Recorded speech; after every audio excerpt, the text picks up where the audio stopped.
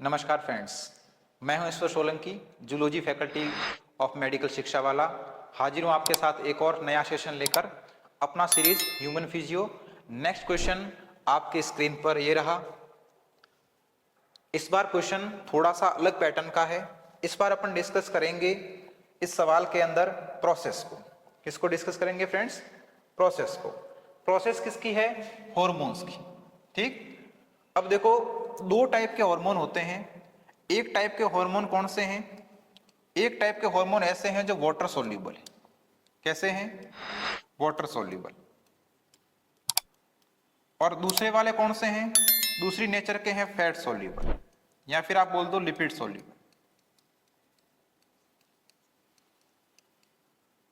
दो टाइप के हार्मोन।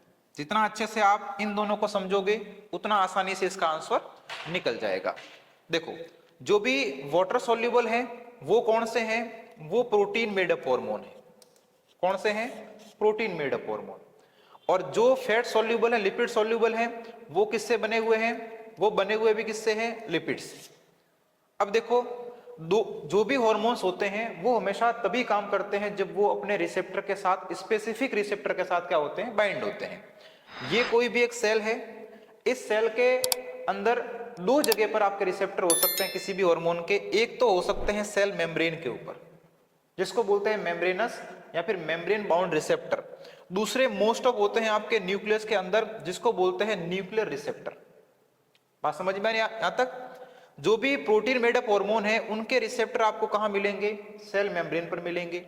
जो लिपिड मेडअप हार्मोन है वो इस सेल मेम्ब्रेन के लिपिड को क्रॉस करके कहां चले जाएंगे?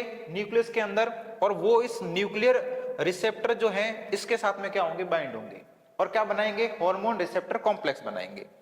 अब अपने सवाल में किसके बारे में दे रखा है? अपने सवाल में दे रखा है वाटर सोल्यूबल हार्मोन, यानी ऐसे हार्मोन जो किससे बनते हैं? प्रोटीन से बनते हैं। तो सवाल देखो, फॉलोइंग आर द स्टेजेस, नीचे कुछ एक एक करके स्टेज दी हुई है।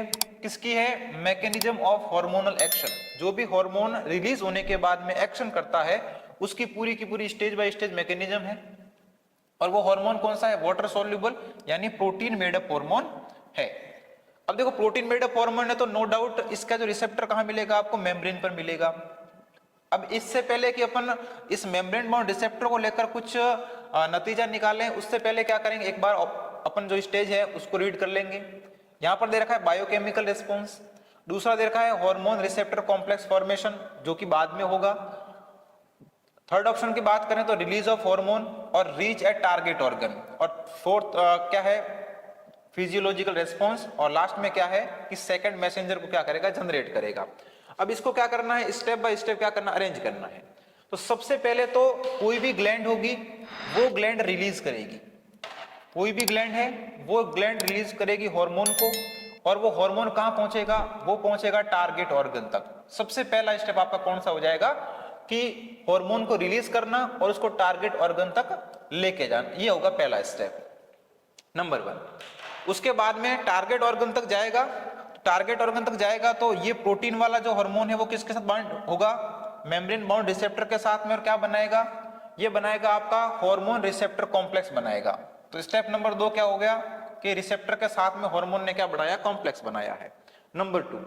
नंबर 3, जैसे ही मेम्ब्रेन बाउंड रिसेप्टर से ये प्रोटीन मेडअप हार्मोन कॉम्प्लेक्स बनाएगा, इसके साथ बाइंड होगा, वैसे ही साइटोप्लाज्म के अंदर किसका जनरेशन होगा? सेकेंडरी मैसेंजर का जनरेशन होगा। ये आपका स्टेप नंबर क्या हो जाएगा? 3rd हो जाएगा। सेकेंडरी मैसेंजर की फॉर्म में कैल्शियम है, साइक्लिक एडिनोसिन मोनोफॉस्फेट वगैरह है, ये सब क्या करते हैं? काम करते हैं। उसके आगे जैसे ही सेकेंडरी मैसेंजर होगा, सेकेंडरी मैसेंजर उस मैसेज को कहां लेके जाएगा? जेनेटिक मटेरियल के पास लेके जाएगा। और क्या होगा? अंदर की तरफ बायोकेमिकल रेस्पॉन्स क्रिएट होगा। स्टेप नंबर क्या हो जाएगा? 4। और जैसे ही बायोकेमिकल रेस्पॉन्स का मतलब है सेल के अंदर बायोकेमिकल चेंजेस आने शुरू हो जाएंगे। और लास्ट में जाकर क्या हो जाएगा? फिजियोलॉजिकल रेस्पॉन्स, यानी सेल के काम करने के तरीके के अंदर कुछ न कुछ क्या आ जाएगा? चेंज आ जाएगा। ये स्टेप नंबर हो जाएगा 5। अब स्टेप को क्या कर लो? फर्स्ट में क्या है? सी, यानी सबसे पहले क्या हो जाएगा? Step number C. फिर सेकंड में है सी के बाद बी। बी के बाद क्या कंप्लीट होगा? ई कंप्लीट होगा, सेकेंडरी मैसेंजर। ई के बाद क्या कंप्लीट होगा? बायोकेमिकल रेस्पॉन्स जनरेट होंगे। और लास्ट में क्या होगा? Physiological response. तो सी, उसके बाद बी, उसके बाद ई, उसके बाद ए और उसके बाद में डी। तो यहाँ पे देखो थर्ड ऑप्शन वही दे रखा है जो हमने आंसर निकाला है स्टेप बाय स्टेप। तो इस क्वेश्चन का आंसर क्या हो जाएगा, थर्ड हो जाएगा। ठीक है, चलिए और मिलेंगे नए सेशन में, तब तक पढ़ते रहिए, मस्त रहिए। Thank you.